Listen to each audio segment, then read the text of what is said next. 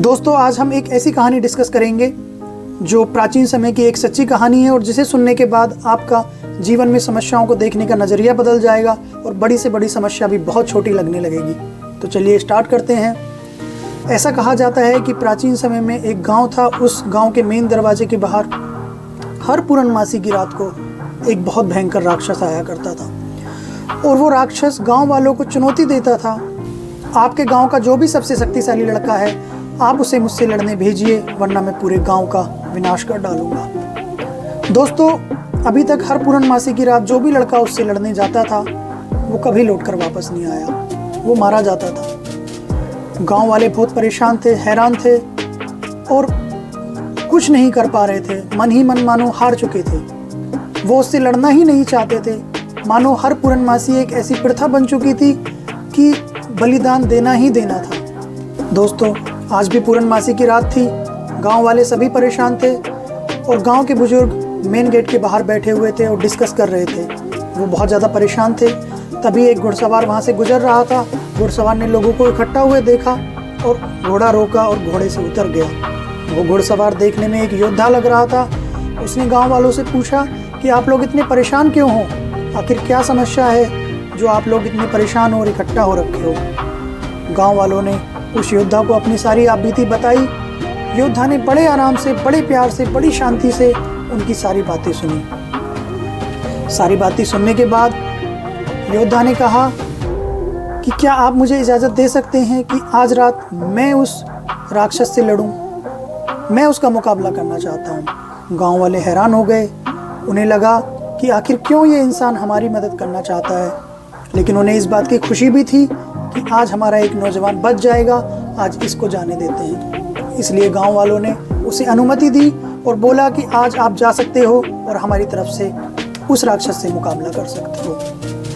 अब दोस्तों, रात में गांव के मेन दरवाजे के बाहर वो योद्धा उस राक्षस का इंतजार कर रहा था और उसने देखा कि बहुत दूर लगभग 20 फुट लंबा भयंकर राक्षस नजर आ रहा है जो गांव वालों को चैलेंज कर रहा है। जैसे ही इसने देखा कि राक्षस उस दिशा में है, ये घोड़े पे सवार हुआ और तेजी से उस राक्षस की तरफ पूरे जोश के साथ बढ़ने लगा।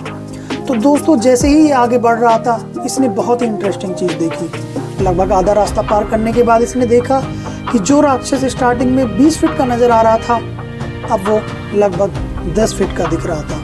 यह देखने के बाद इसका जोश और दुगना हो गया और ये और तेज़ी से उस राक्षस की तरफ दौड़ने लगा। जैसे जैसे ये राक्षस की तरफ जा रहा था वैसे वैसे उस राक्षस की हाइट कम होती नजर आ रही थी। इससे इसे और जोश मिला और ये और तेजी से आगे बढ़ने लगा। और दोस्तों, जब ये राक्षस के बिल्कुल पास पहुंचा तो ये उसे देखकर हंस पड़ा। इसकी हंसी छूट गई क्योंकि वो राक्षस 20 फीट का राक्षस नहीं था, वो एक बोना था जो रेत के टीले के ऊपर खड़ा हुआ था और काफ़ी लंबा नजर आ रहा था। यह देखने के बाद इस योद्धा ने घोड़े से उतरा और अपनी तलवार निकाली और एक ही बार में उसकी गर्दन धड़ से अलग कर दी।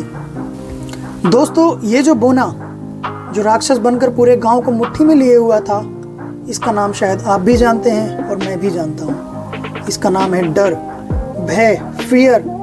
डर एक ऐसी चीज़ है जो हमारी छोटी से छोटी मुश्किल को मल्टीप्लाई करके बहुत बड़ा बना देती है। एक्चुअल में प्रॉब्लम इतनी बड़ी नहीं होती, पर क्योंकि हम डर रहे होते हैं और अभी हमने उस समस्या पर काम करना स्टार्ट नहीं किया होता है, इसलिए वो समस्या हमें बहुत बड़ी नज़र आती है। हम और यही सीख इस कहानी से मुझे बार बार मिलती है कि मुश्किलों से भागो मत, इस घुड़सवार की तरह डटकर मुश्किलों का सामना करो। और फिर हम पाएंगे कि जैसे जैसे हम हिम्मत के साथ आगे बढ़ते हैं तो हमें हमारी वो समस्या छोटी नज़र आने लगती है और जैसे ही हम उसे कंप्लीट करने वाले होते हैं तो वो बहुत छोटी समस्या लगने लगती है।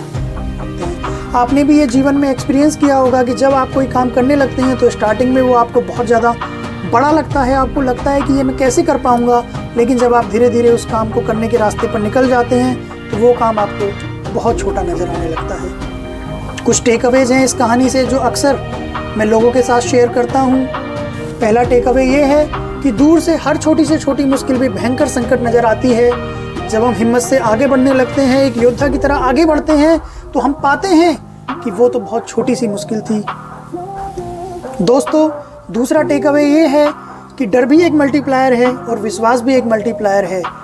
डर एक छोटी से छोटी चीज़ को बहुत बड़ा कर देता है, और विश्वास में एक छोटी सी आशा की किरण से भी हम बड़ी से बड़ी प्रॉब्लम से बाहर निकल सकते हैं। जैसे उस घुड़सवार ने छोटी सी आशा की किरण से उस गांव के लोगों का जीवन भर का संकट खत्म कर दिया। विश्वास एक ऐसी चीज़ है जो जीवन की हर मुश्किल चीज़ को भी आसान बना सकती है, और ये हम इंसानों के पास चॉइस हर वक्त होती है कि हम अपना जीवन फियर के साथ यानी डर के साथ जिएं, या फिर अपना जीवन फेथ के साथ या विश्वास के साथ जिएं। और तीसरा टेक अवे इस कहानी से ये है कि अगर एक ग्रुप किसी चीज़ को सच मानता है तो वो उस ग्रुप में जुड़ने वाले सभी लोगों को भी उस चीज़ में विश्वास दिला देता है।